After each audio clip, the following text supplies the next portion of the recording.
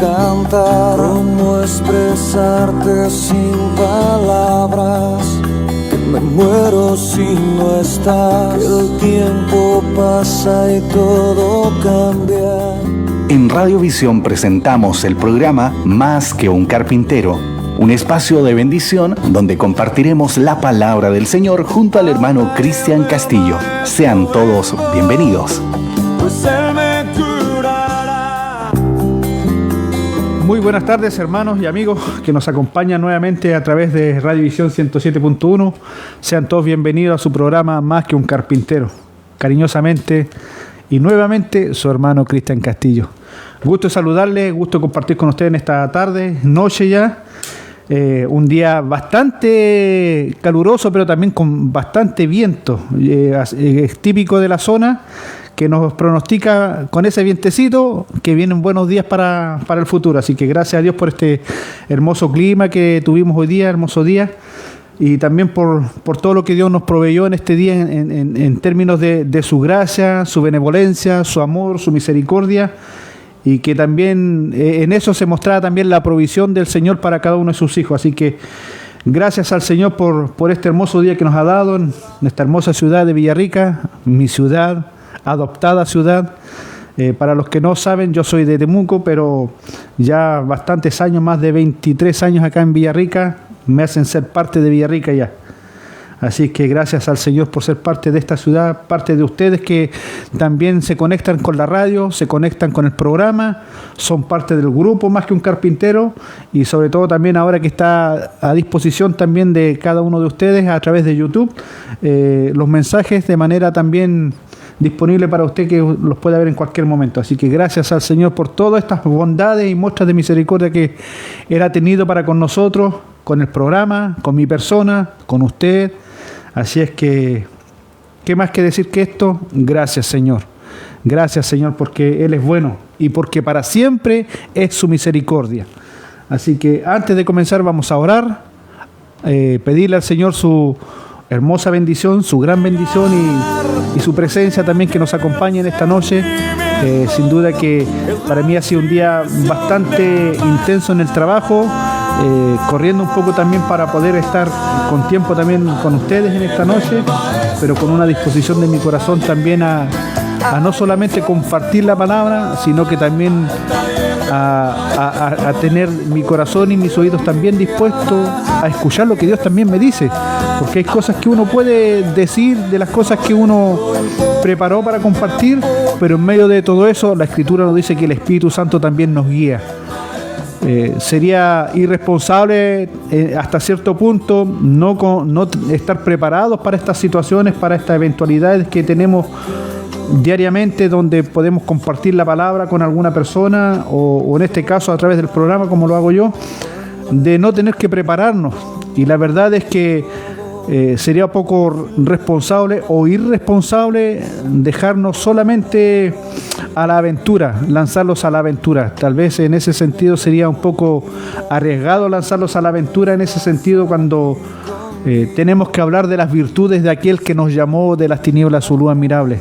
Y si no tenemos conocimiento de aquellas virtudes, de aquellas muestras de amor, de aquellas verdades eternas expresadas a través de la Escritura, ¿de qué podríamos hablar? Pero gracias al Señor que nos abre el entendimiento, que nos habla a través de su palabra y a través de las cosas que están escritas antes de los evangelios, todo lo que es la historia del pueblo de Israel. El mismo apóstol escribe y dice que estas cosas se escribieron para nuestra enseñanza, para que nosotros tomamos consejo de ellas. Así que gracias al Señor por su palabra y vamos a orar en esta noche para que el Señor nos bendiga y nos guíe a través de este tiempo. Padre Celestial, en el nombre de Jesús, te alabamos y te adoramos, Señor, por este tiempo que tú nos das, Señor, de poder exhortarnos unos a otros a través de tu palabra, poder alentarnos unos a otros también, Señor, ser edificados a través de tu palabra, pero con el único fin, Señor, de glorificar tu nombre, de exaltar tu nombre, de honrarte a ti, Señor, de entregarte toda la gloria y la honra a ti, Señor, porque tuya es. Señor, porque ¿qué es el que siembra, Señor, o el que recoge, Señor, sino tú que das el crecimiento? Padre Celestial, Y gracias te damos en esta noche por esta oportunidad que tú nos das nuevamente de estar, Señor, en disposición de servicio delante de ti y de aquellos que nos siguen, Señor, a través del programa. Y gracias te doy, Señor. Bendice a nuestros amigos y hermanos oyentes del programa, a la iglesia en general, Señor, en aquellos lugares donde se va a compartir el video posteriormente. También bendígale usted a aquellos que van a oír tu palabra a través de ello, y que tu Espíritu Santo, Señor, esté hablando, Señor, al corazón y a la vida de aquellos, Señor, que, Señor, guiados por tu Espíritu, Señor, tendrán esta oportunidad de oír tu palabra, Señor, y ser exhortados por ella, esperando también de que a través de ella, Señor, te conozcan a ti, el único Dios verdadero, y a Jesucristo tu Hijo, quien tú enviaste, Señor, en propiciación de nuestros pecados, para redimirnos de ellos, Señor, y darnos la vida eterna. Gracias, Padre Celestial. A ti sea la gloria, y presentamos este programa con tu bendición, en el nombre de Jesús. Amén y amén.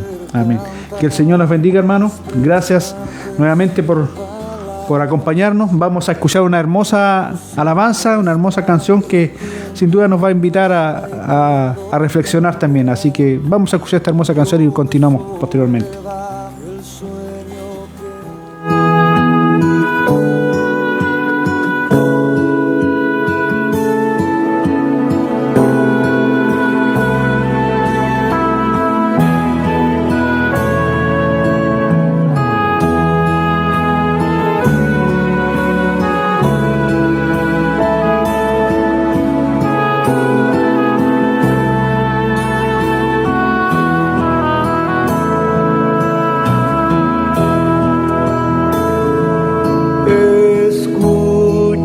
Señor, mi oración, considera mi pensamiento, atiende a la voz de mi clamor, mi Rey y mi Dios, porque a ti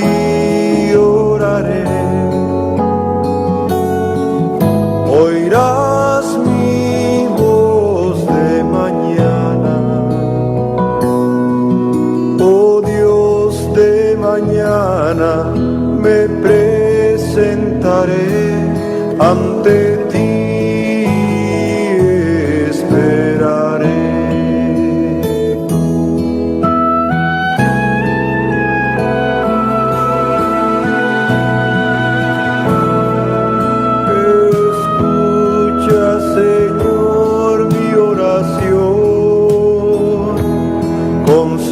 Considera mi pensamiento, atiende a la voz de mi clamor, mi Rey y mi Dios, porque a ti oraré, oirás mi voz de mañana, oh Dios, de mañana me presentaré ante ti, esperaré. Escucha, Señor, mi oración, considera mi pensamiento, atiende a la voz de mi clamor, mi Rey y mi Dios, porque a ti oraré,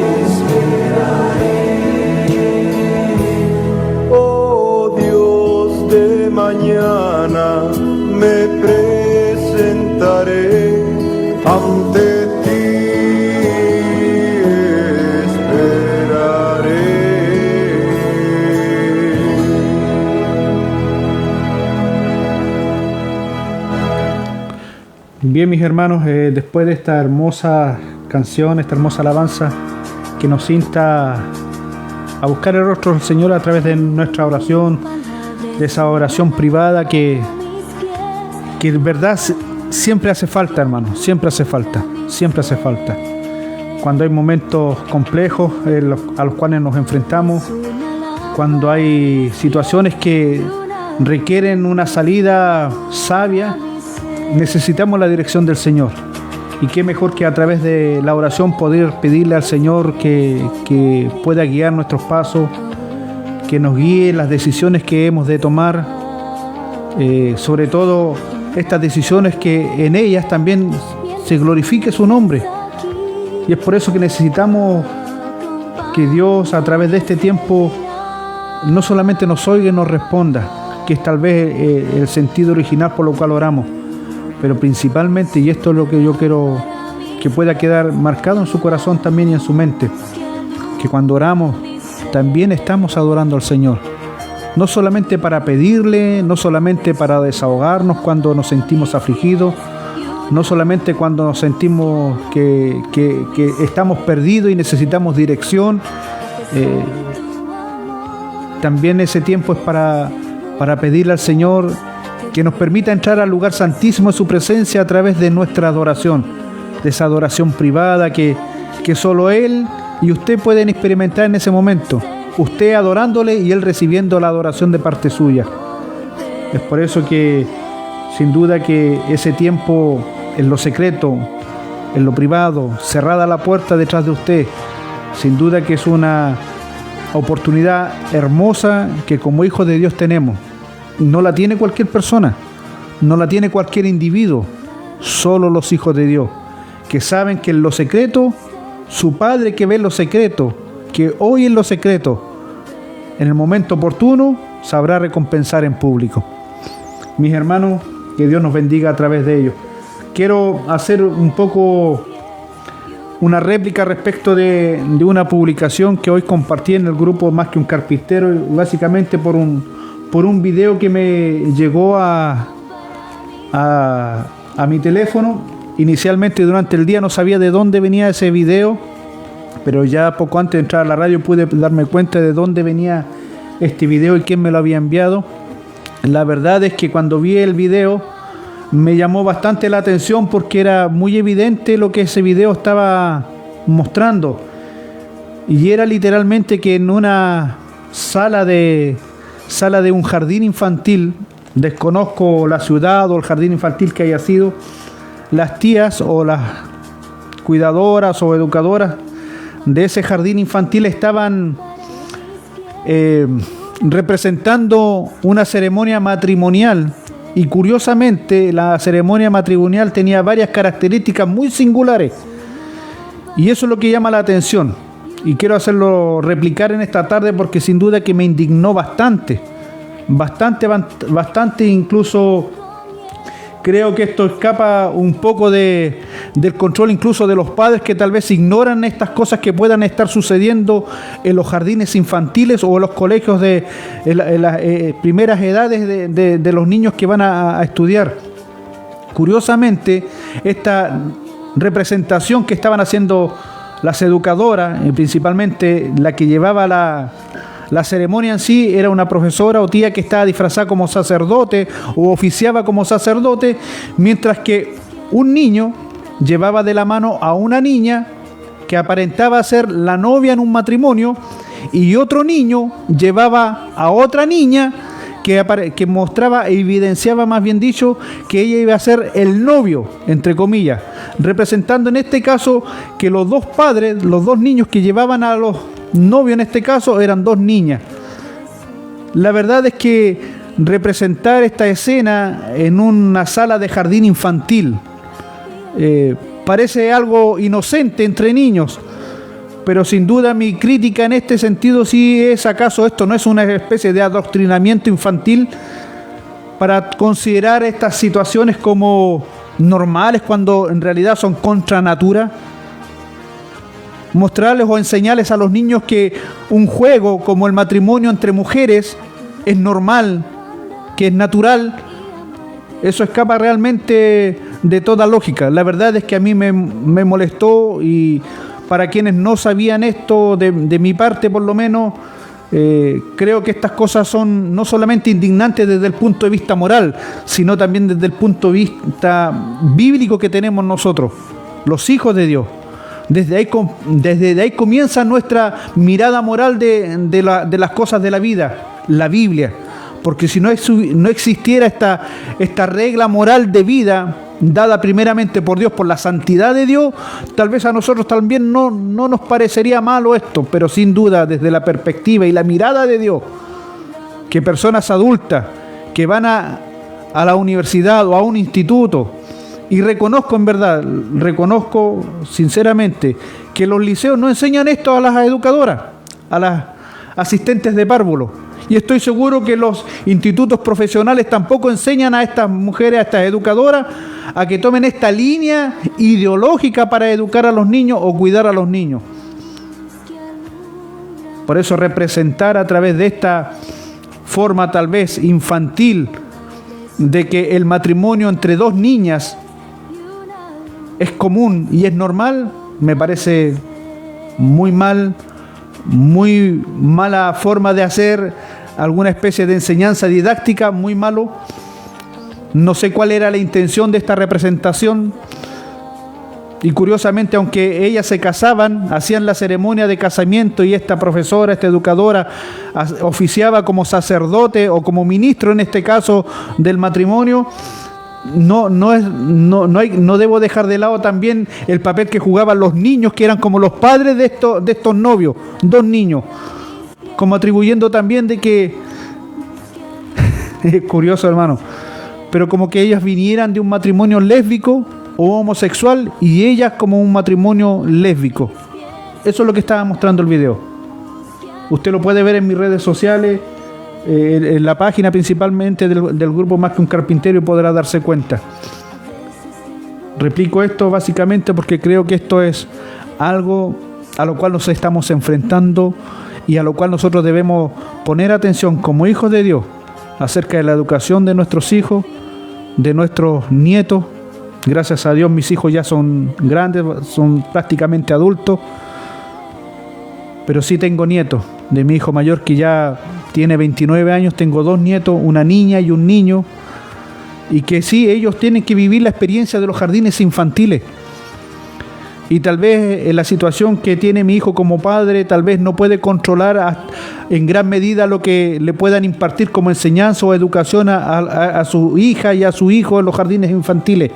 Pero sí es cierto que debemos abrir los ojos respecto de esto, de que aquellas cosas que se están enseñando hoy en los colegios y principalmente los jardines infantiles, usted lo puede ver desde un punto de vista político, no sé dónde usted lo quiera ver. Lo que yo quiero ver en esto es que la gente está llamando a lo malo bueno. Y cuando una nación, una persona, un país, una ciudad comienza a mostrar indicios de decadencia, el siguiente paso para ello es el juicio. Y lamentablemente, y déjeme decirlo de esta manera, el mundo recibe lo que pide. El mundo recibe lo que pide, porque todo lo que el hombre sembrare, eso cosechará. Dios tenga misericordia de estas maestras, de estas educadoras. Dios tenga misericordia de ellas. Curiosamente, las 13 o 4 educadoras que aparecen en este video aplauden lo que sucede ahí, lo aplauden. Pero la que estuvo grabando sin duda lo hizo no con el afán de dejar un registro de lo que estaba haciendo, sino que con la intención de quererlo dar a conocer para que nosotros podamos ver también la clase de educación que los niños están recibiendo. Nuestros niños, sus nietos, sus hijos. Para que usted ponga atención, para que en la gracia del Señor usted busque al Señor, para que Dios guarde a sus hijos, para que ellos puedan venir al conocimiento de Cristo, al conocimiento de Dios. El Señor dijo que cuando los niños venían a Él y sus discípulos lo impedían, Él dijo de la siguiente manera: no se lo impidáis, porque de los tales es el reino de los cielos. Así que con esto quiero también hacer una breve advertencia también a aquellas personas que actúan de esta forma, de una manera cruel y despiadada, introduciendo en los niños enseñanzas que no corresponden, que no están dadas para ellas a hacer, déjeme decir lo siguiente: no impidan que los niños vengan al conocimiento de Cristo, porque el que haga tropezar a uno de estos pequeñitos, la Escritura dice que el Señor ya determinó un castigo para aquel. Mejor le fuera, dice la Escritura, atarse una rueda de molino en el cuello y lanzarse al fondo del mar, que hacer tropezar a uno de estos pequeños. Curiosamente, ellos, los niños en nuestros jardines infantiles o salas cunas, tienen poco de que proteger sus papás. Sus papás tienen muy poco donde protegerlos, porque no lo ven, a menos que haya evidencia empírica. Esto solamente para hacer eco lo que realmente me indignó y por qué compartí ese video, y la verdad es que es también hacer un llamado de atención a nosotros, la iglesia, a los padres y a aquellos que nos escuchan a través de la radio igual. Así que Dios les bendiga, Dios tenga misericordia, Dios nos guarde, Dios nos ampare y nos bendiga a través de su palabra en esta noche. Quiero compartir una reflexión un tanto breve digo yo por el tiempo que nos queda, pero sin embargo, como siempre lo he dicho, la brevedad no significa falta de contenido. Y la verdad es que al entrar en este pasaje que quiero compartir con ustedes, quiero primero hacer una pequeña introducción bíblica muy simple, dada en el libro de Deuteronomio, capítulo 17, versículo 14. Dice de la siguiente manera: cuando hayas entrado en la tierra que Jehová tu Dios te da, y tomes posesión de ella y la habites, y digas: pondré un rey sobre mí, como todas las naciones que están a mis alrededores, ciertamente pondrás rey sobre ti, al que Jehová tu Dios escogiere. De entre tus hermanos pondrás rey sobre ti. No podrás poner sobre ti a hombre extranjero que no sea tu hermano. Pero él no aumentará para sí caballos, ni hará volver al pueblo a Egipto con el fin de aumentar caballos, porque Jehová os ha dicho: no volváis nunca por este camino. Verso 17: no tomará para sí muchas mujeres, para que su corazón no se desvíe, ni plata ni oro amontonarás para sí en abundancia. Solamente hasta ahí como una breve introducción. Literalmente aquí esta introducción está hablando de una breve advertencia que el Señor estaba haciendo a su pueblo todavía en el desierto, antes de entrar a la tierra prometida, y a través de los labios de Moisés, particularmente haciendo una advertencia acerca del día de mañana, cuando ellos ya tomen la tierra y tengan esta intención que vemos a través del tiempo que sí se llevó a cabo de tener rey. Dios les daba una instrucción de cómo debían hacerlo: tomar rey solamente de su pueblo, de sus hermanos, de su familia, y no un extranjero. Pero que este rey, una vez que ya se siente en el trono para gobernar Israel, a todas las familias de Israel, tenía que tener 3 precauciones. Una de ellas, no aumentar los caballos, ni volver también por el camino que volvieron a Egipto para aumentar los caballos, o sea, aumentar la capacidad, por así decirlo, bélica, de alguna manera. La otra, ¿para qué? Para que ellos entendieran que literalmente las batallas que ellos libraban no era por su fuerza, no era por su valentía, y aunque ellos eran fuertes y eran valientes, Jehová era el que peleaba por ellos. Entonces, esa es una advertencia que Dios le estaba haciendo a su pueblo Israel.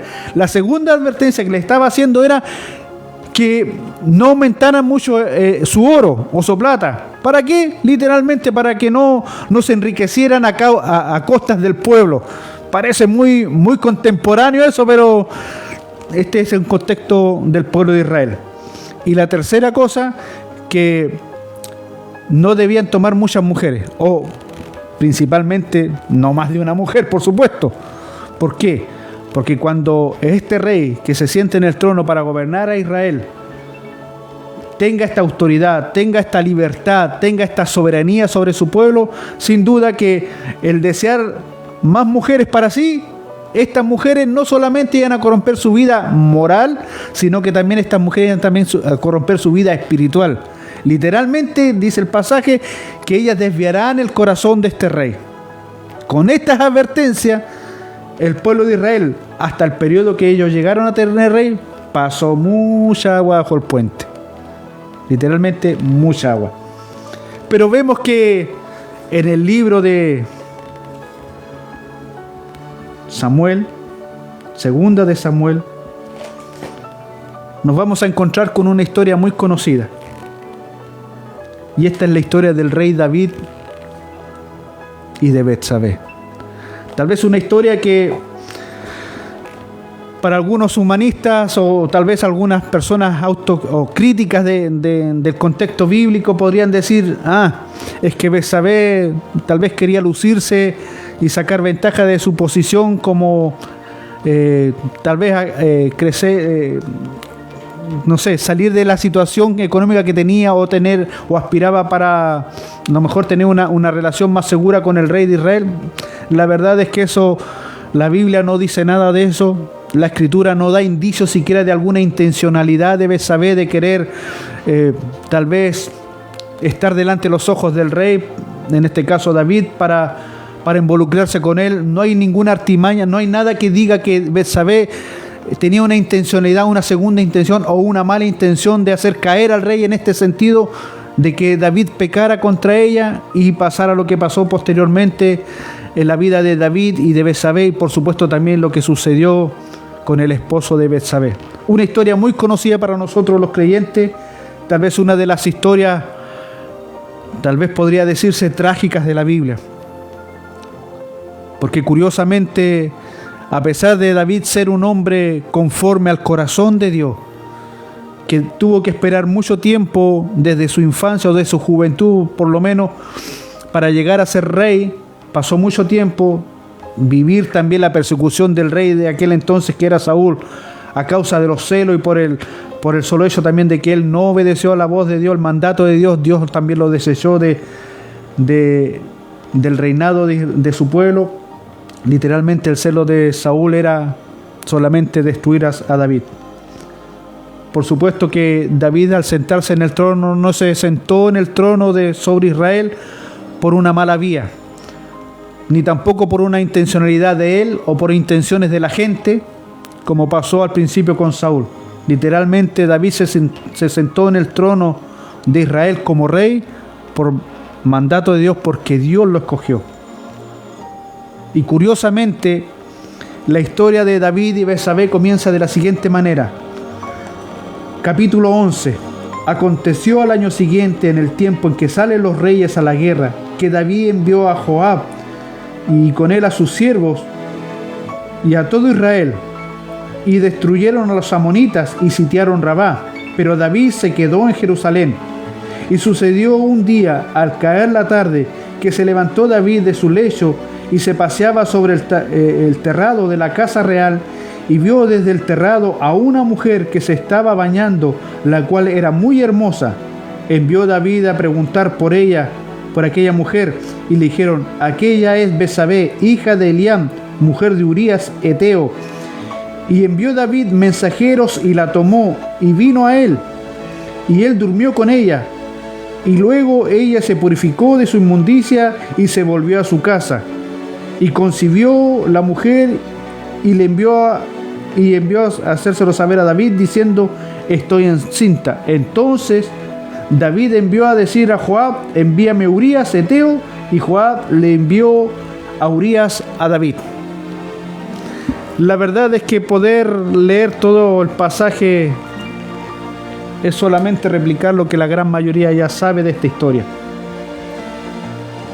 Lo curioso es que cuando vemos este pasaje es porque Dios permitió que este pasaje también quedara visible ante nuestros ojos también, y ante los ojos de un mundo crítico también, que puede tener acceso a esto.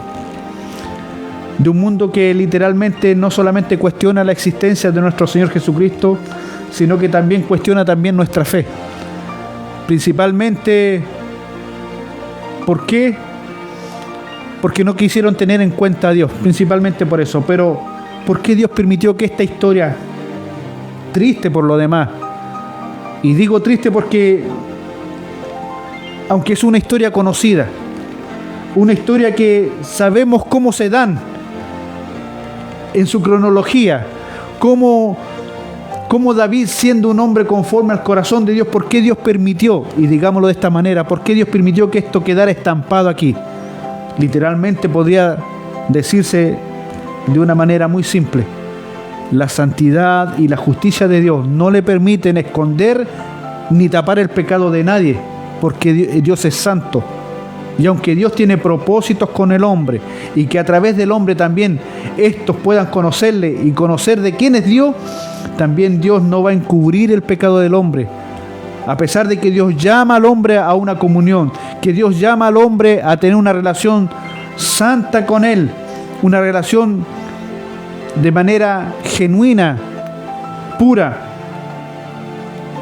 Dios deja entrever de que el hombre es una criatura, es un ser que ha caído, que hay pecado en él, pero que también a pesar de ese pecado, Dios perdona el pecado, purifica al hombre del pecado, lo santifica y lo trae nuevamente a esa relación que Dios quiere tener con él.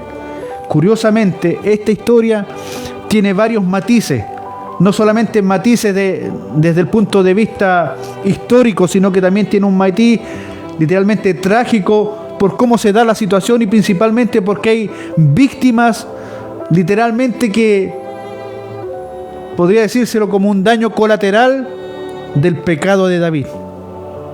Daño colateral, ¿por qué? Porque es un pecado que David cometió. Un hombre conforme al corazón de Dios, que de tiempo en tiempo se iba evidenciando una decadencia en David que aparentemente para nosotros a veces es difícil poder ver, pero cuando tomamos este pasaje que yo acabo de leer del libro de Deuteronomio, donde Dios advierte acerca de la condición que el rey debe tener ante él, ante Dios y también delante del pueblo, las cosas de las cuales él debe tener cuidado y procurar cuidarse de ellas, literalmente podríamos decir con toda seguridad que los hechos que acontecen a David con Betsabé no son un hecho puntual aislado, sino que son una sucesión de situaciones que se están dando en el reinado de David, que llegan a un punto en que esto es como la evidencia más visible de una tendencia natural de David que se venía arrastrando hacia allá un tiempo. A pesar de que David se había cuidado en dos de estos tres aspectos de los cuales Dios estaba diciendo que debía cuidarse todo hombre que se sentara sobre el trono de Israel al ser rey, David se había guardado de no engrandecerse en cuanto a caballos, se había cuidado también de la riqueza. Incluso la Biblia misma nos enseña que David tomó de su tesoro real y lo puso a disposición también para poder construir el templo que él esperaba construir para el Señor. Literalmente se cuidó de estas cosas. Él entendía que la victoria, las guerras no las ganaban ellos por su fuerza ni por su capacidad, sino que Dios estaba con ellos, porque cada vez que ellos salían a la batalla, en el reinado de David, el arca de la alianza, del pacto, estaba también ahí en medio de los ejércitos. No olvidemos que en esta historia que se relata aquí hay una batalla en curso. Y en esta batalla, Joab, que era el general que estaba a cargo de los ejércitos, estaba batallando con los moabitas y el arca de la alianza estaba ahí con ellos también. Curiosamente, David había quedado en Israel, en Jerusalén, literalmente, en Jerusalén. ¿Por qué? Como digo, no es esto una situación aislada. David había dejado de guardar uno de los tres aspectos importantes de los cuales Dios había advertido a los reyes. Una, no tomar más mujeres para sí. David, si nosotros vemos la historia de David, David no era la primera mujer con la que se estaba metiendo o tenía una relación amorosa o sentimental. David ya tenía varias esposas, y de aquellas varias esposas que él tenía, también tenía varios hijos. Por lo menos 6, le pude contar yo por lo menos la lista de hijos que tenía, 6 o 7.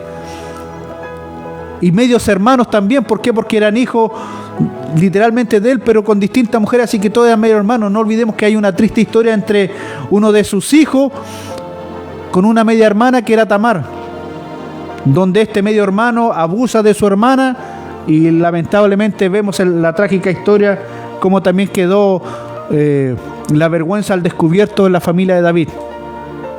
Esto para evidenciar un poco que la situación que David vive aquí con Betsabé, no es más ni menos que una seguidilla de situaciones que David venía viviendo y experimentando, básicamente porque él había dejado de lado el consejo del Señor. Una de las responsabilidades que tenía el rey que se sentaba sobre el trono era tomar una copia de la ley que tenían los levitas, y esta copia tenía que tomarla para él, para que el rey pudiera leerla todos los días. Y seguramente en algún momento David dejó de tomar esta ley, que era parte de su propiedad ya, porque era una copia para él, para que él la tuviera. Seguramente David había dejado de lado esa parte que le correspondía de estar delante de la palabra del Señor, delante de la ley, para guardar su camino, para guardar su corazón, para guardar los mandamientos del Señor, y de esta manera no pecar contra el Señor. No olvidemos, David era un hombre conforme al corazón de Dios. No era cualquier hombre, no era cualquier rey que se sentaba sobre el trono. No olvidemos lo que sucedió inicialmente con Saúl. Pero hasta aquí vemos la trágica historia de David, las consecuencias que le trajeron. Pero una de las cosas, y antes de poder terminar también con esto, que yo quiero llamarles la atención con esto, y es básicamente que cuando David comete todo lo que sucede aquí, y David se queda acá en la ciudad, tiene una explicación. Principalmente, ¿por qué David se queda acá cuando tenía que herido?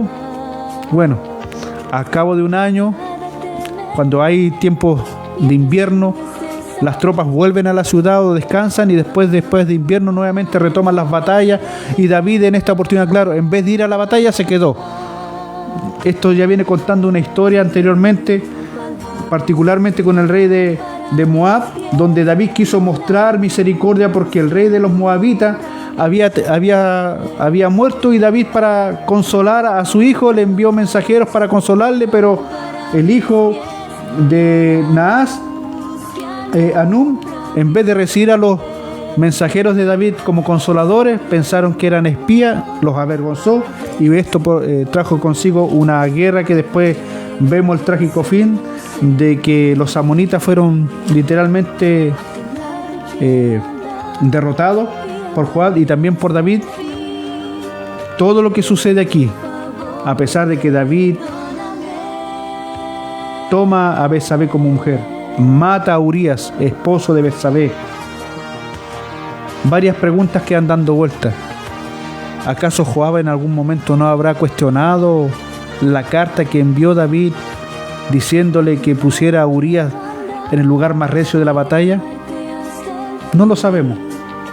Es posible que sí, es posible que no.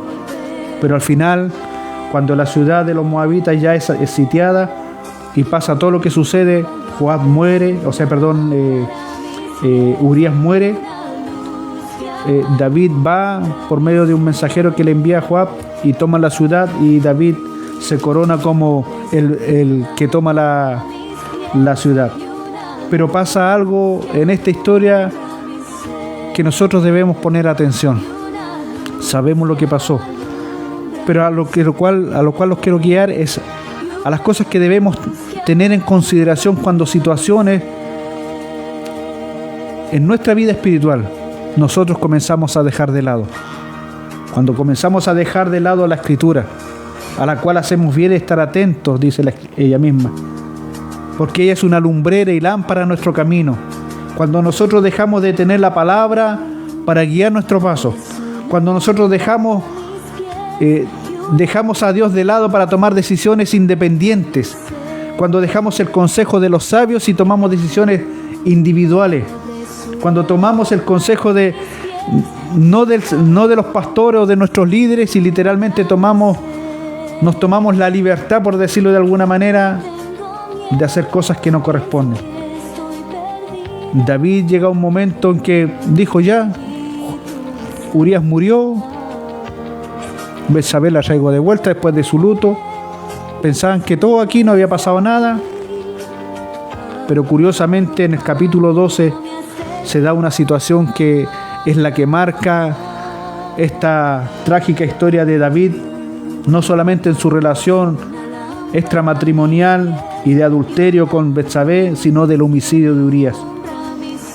Y es cuando Natán llega a David y dice: Jehová envió a Natán a David, y viniendo a él, le dijo: había dos hombres en una ciudad, el uno rico y el otro pobre. El rico tenía numerosas ovejas y vacas, pero el pobre no tenía más que una sola corderita, que él había comprado y criado y que había crecido con él y con sus hijos juntamente, comiendo de su bocado y bebiendo de su vaso y durmiendo en su seno, y la tenía como una hija. Y vino uno de camino al hombre rico, y éste no quiso tomar de sus ovejas y de sus vacas para guisar para el caminante que había venido a él, sino que tomó la oveja de aquel pobre hombre y la preparó para aquel que había venido a él. Entonces se encendió el furor de David en gran manera contra aquel hombre, y dijo Natán: vive Jehová. Dijo a Natán: vive Jehová, que el que tal hizo es digno de muerte, y debe pagar la cordera con 4 tantos, porque hizo tal cosa y no tuvo misericordia. Entonces dijo Natán a David: tú eres aquel hombre. Vamos a dejar hasta ahí. La verdad es que la presencia de Natán en este punto ya de la vida de David es que David pensaba que ya aquí no había pasado nada, que aquí se abrió la puerta y aquí se cerró por a escondida. ¿Cómo es que David, siendo un hombre que tenía la posibilidad de haber tomado otras mujeres, solteras, doncellas, concubinas, como ya lo había hecho antes, poner sus ojos en una mujer casada? Y literalmente no es que David no haya querido hacerlo, sino que David, como ya vimos anteriormente, David ya había dejado de hacer algunas cosas. Ya había dejado de lado algunas cosas que debía haber hecho como la responsabilidad que él le daba. Curiosamente, cuando pasa lo que pasa a David, o lo que hace David, tal vez en vez de estar en la guerra a medianoche o parte de la noche, se levanta, empieza a pensar, a dar vueltas, y ve desde su balcón a una mujer que se está bañando, posiblemente ella con la inocencia de saber que en la oscuridad de la noche nadie la va a ver, si total es su casa, es su vida privada. Pero como era todo de noche, David dijo: nadie lo va a saber, nadie va a decir nada, nadie me pilló, un pecado escondido. Pero la verdad es que cuando llega el profeta y le cuenta esta historia a David, hay varias cosas que nosotros debemos tener en cuenta en esta historia. Cómo Natán le presenta esta parábola a David para poder de esta manera descubrir a David acerca de su pecado. La verdad es que tomar esta historia de dos hombres, uno rico y uno pobre, pero también de un viajero que viene de camino a este hombre rico y le dice literalmente que prefiere no matar sus corderos de sus vacadas, sino que ir y tomar la del hombre pobre. La verdad es que es una cosa muy, muy fácil de juzgar. Pero a pesar de que David ciegamente dice que el que tal hombre hizo es digno de muerte y debe pagar, la advertencia de Natán no es que David no haya sabido lo que estaba haciendo. Literalmente la historia que Natán le cuenta no es a grandes rasgos, sino que en pequeños detalles fue lo que David hizo. David no solamente fue y pecó. No olvidemos que David preguntó quién era, llamó a uno de sus siervos y su siervo le dijo que ella era Betsabé, esposa de Urías. Literalmente estaba diciendo lo que Natán estaba diciéndole. Un hombre, un mensajero vino y vino de lejos, como literalmente anunciando que lo que David estaba haciendo, de mirar a aquella mujer con deseo, no le estaba permitido. David no lo hizo simplemente porque se le ocurrió. No, David estaba mal. David se había equivocado y tenía advertencia de ese siervo, pero sin embargo, ese siervo, aunque le dijo que Betsabé tenía esposo, David la tomó igual y mandó más mensajeros y la trajeron y durmió con ella. Literalmente lo que Natán le estaba diciendo a David con esta historia es que cada paso que David estaba dando era lo que Natán le estaba transmitiendo. Ese viajero vino, pero tú en vez de tomar una vaca, tomar otra mujer mejor, literalmente, ¿por qué no tomaste otra mujer o de las otras que tenía? ¿Por qué tomaste esta mujer que no te correspondía? David dejó el consejo, las advertencias, dejó la advertencia, la palabra del Señor, dejó la comunión del Señor. Varias cosas se dieron, como puede suceder a cualquiera de ustedes, hermanos, y en esto yo quiero llamarles la atención.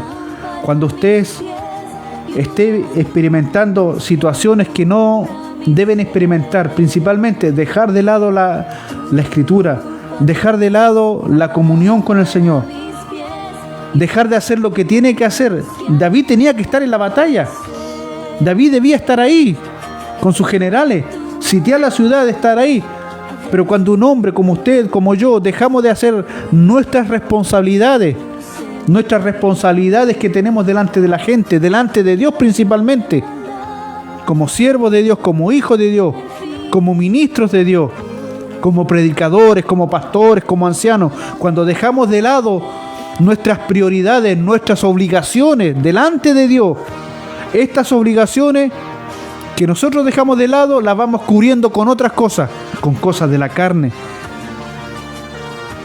Cosas de la carne que nos van alejando, no solamente la comunión de Dios, sino también que nos van acercando también al pecado. Poner atención a esto es importante. Segundo, David no solamente dejó de hacer lo que estaba haciendo, como rey, estar en la guerra. David dejó la palabra de Dios. David insistió en su pecado carnal. Y ese pecado carnal, como dije, de tener más de una mujer, lo estaba pervirtiendo en su moral. Hombres, usted y yo debemos cuidarnos de esto, nuestra pureza moral y espiritual. Es muy fácil que a través de las redes sociales o a través de cualquier otro medio, hoy en día, y la televisión, pueda ponerse a prueba nuestra moral, nuestra espiritualidad, porque nuestros ojos se pueden ir donde no deben ir. Cuidado, hombres, debemos cuidarnos, sobre todo si tenemos obligaciones y responsabilidades delante de Dios y delante de la gente. Pastores, líderes, cuidado con esto. No olvidemos esto, y un ejemplo solamente quiero darle. Moisés, que guió al pueblo de Israel por el desierto, el hombre más manso, testificado por Dios de esta manera, el hombre más manso que ningún otro, en un momento determinado, por la crítica que el pueblo estaba haciendo de Dios y de Moisés, porque decían, ¿por qué nos sacó de Egipto para hacernos morir de hambre y de sed? En este desierto, criticando a Moisés, murmurando de Moisés, murmurando principalmente de Dios, Dios le dice a Moisés, en esta crítica que el pueblo tenía contra Moisés acerca del agua y de la sed que ellos estaban viviendo, Dios le dijo a Moisés, háblale a la roca, háblale, y la roca dará agua. Pero ¿qué es lo que hace Moisés? Tal vez frustrado, tal vez enojado, tal vez ya hasta la coronilla, como podríamos decir nosotros, en vez de hablarle a la roca, golpeó la roca. Literalmente tomó una decisión independiente de Dios.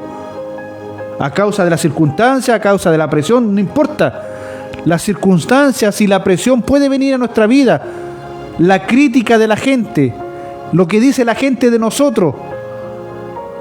No importa lo que la gente diga en términos de que si nuestra relación con Dios es de obediencia, de comunión, de santidad, de guardar su palabra, el mundo nos criticará, incluso tal vez nuestros padres nos podrán criticar, pero nosotros debemos obedecer a Dios en cuanto a lo que Él nos manda a hacer, debemos hacer. Moisés, en vez de hablarle a la roca, la golpeó, tomó una decisión independiente. ¿Qué le costó a Moisés con esto? Que no entrara a la tierra prometida, porque tomó una decisión independiente. No tomó en consideración el mandato de Dios. ¿Podría justificarse la presión que se recibía del pueblo? ¿La presión que él estaba recibiendo de la situación puntual? Su vida no dependía de la situación, de las circunstancias. su vida y su ministerio, su liderazgo, dependían de Dios. Como usted y yo dependemos de Dios. David dependía de Dios. Dios puso a David en el trono. David se salió de ese alineamiento que tenía con Dios, o que Dios puso para él. David se salió. Y literalmente eso no fue gratis. El hijo de aquella relación murió. Y aunque posteriormente David se casó con Betsabé y tuvieron otro hijo, y este hijo halló gracia ante los ojos de Dios, que es Salomón, literalmente no solamente la espada no se apartó de la casa de David, sino que también entre sus hijos hubieron conflictos, y al hijo más querido que él amaba, literalmente se levantó en armas contra su padre. David no la sacó gratis.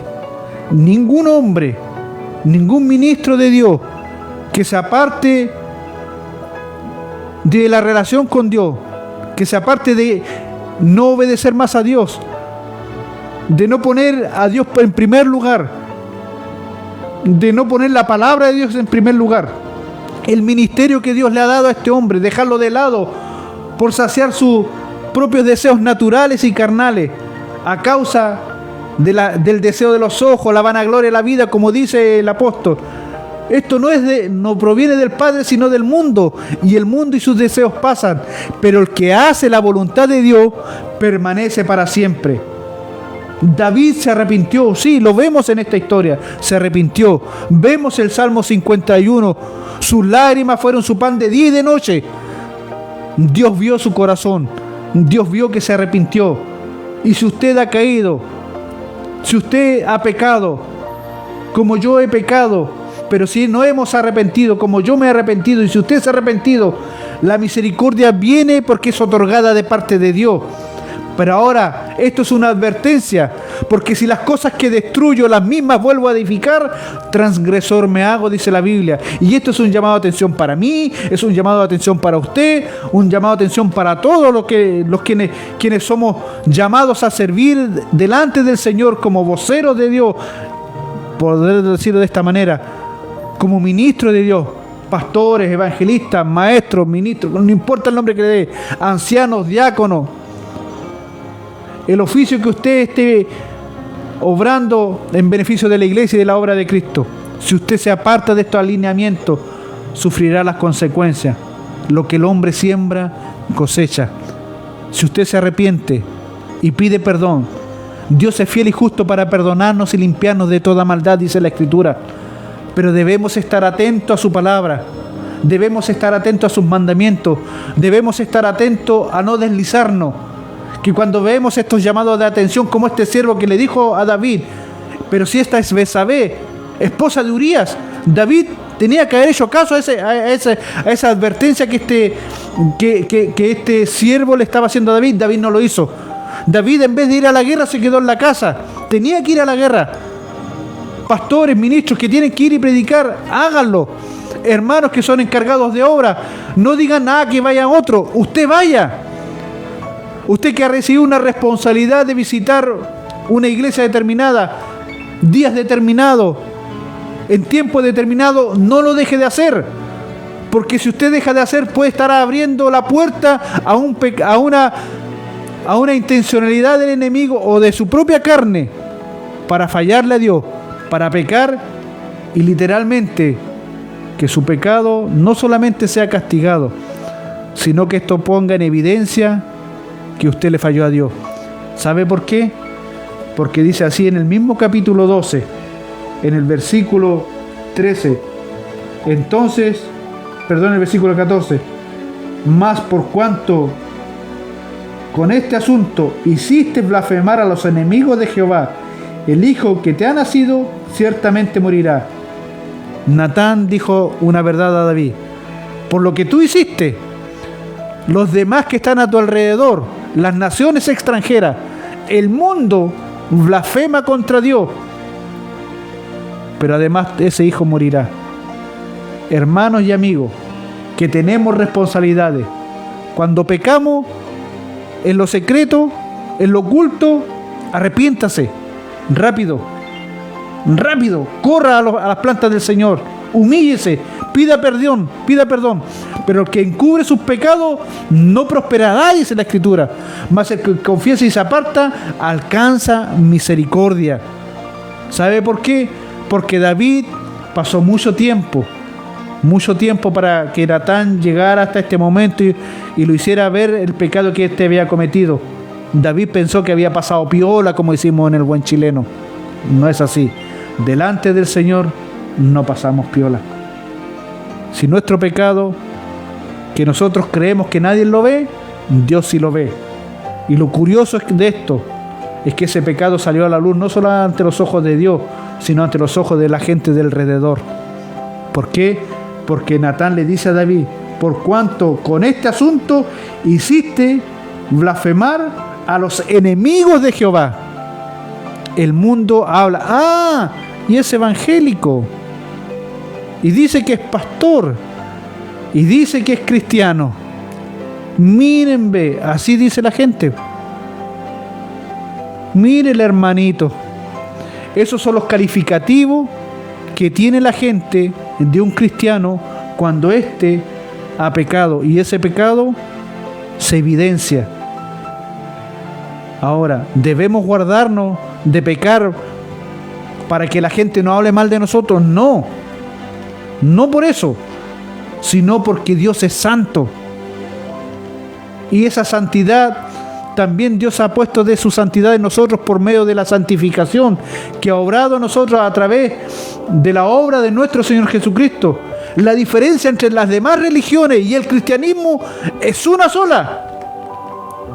Todas las religiones, aunque busquen una vida futura, una vida eterna en el más allá, y esta se pueda lograr a través de obras y actos favorables para otras personas, incluso para uno mismo, la diferencia entre la religión y nuestra fe es esta: la redención. La redención. ¿Qué es redención? Que alguien nos redimió de nuestros pecados, que ya nosotros no tenemos que hacer nada para ser justificados delante de Dios. Ya fuimos justificados por medio del sacrificio de Cristo. Esa es la diferencia. Por eso debemos vivir delante del Señor en comunión. Y si fallamos, pedirle perdón. Si pecamos, humillémonos. No dejemos de hacer lo que estamos haciendo. Servir a Dios, servir a la iglesia y guardarnos de toda especie de mal. Porque esto traerá gloria al nombre del Señor. Padre Celestial, en el nombre de Jesús, te doy gracias por este tiempo y por tu palabra, Señor. Gracias porque nos hablas a tiempo y fuera de tiempo. Gracias, Señor, porque está tu palabra, Señor, más segura, a la cual hacemos bien estar atentos, Señor. Por eso el consejo de tu palabra en esta noche, Señor, es que, Señor, en el lugar donde tú nos has puesto, Señor, para servirte a ti, en el lugar, Señor, de honra que tú nos has dado, Señor, no dejemos, Señor, nosotros, los hombres quienes servimos, Señor, en todos los aspectos y todos los ministerios, Señor, que tú has otorgado a la iglesia para servir. Señor, no nos descuidemos, que nos guardemos de toda especie de mal, que tengamos en consideración las advertencias que tú nos haces, Señor, acerca de nuestra vida espiritual, de nuestra comunión contigo, de nuestras disciplinas, Señor. Que todas estas, Señor, hablen acerca del Dios, Señor, que nos salvó, que nos perdonó, que nos redimió de nuestros pecados. Gracias te doy por este tiempo, Señor. Bendice a quienes nos acompañaron, bendice su vida, guárdales, Señor. Y si esto, Señor, ha de ser de edificación para alguno, Señor, que Él pueda ver en tu palabra el fundamento para edificar nuestras vidas, Señor, delante de ti. En el nombre de Jesús. Gracias, Señor. Amén y amén. Mis hermanos, si el Señor lo permite, antes de terminar, darle un saludo a nuestra hermana Inés García Vera, también a nuestro hermano, mi hermano y amigo Luis Olave, que nos ve desde Los Sauces. Un saludo para ti, Luis, Dios te bendiga, y para cada uno de ustedes, hermanos, que nos siguen a través de Facebook, y a través de la emisora. Que el Señor los bendiga, nos volveremos a encontrar, si el Señor lo permite, la próxima semana. Bendiciones. Amén.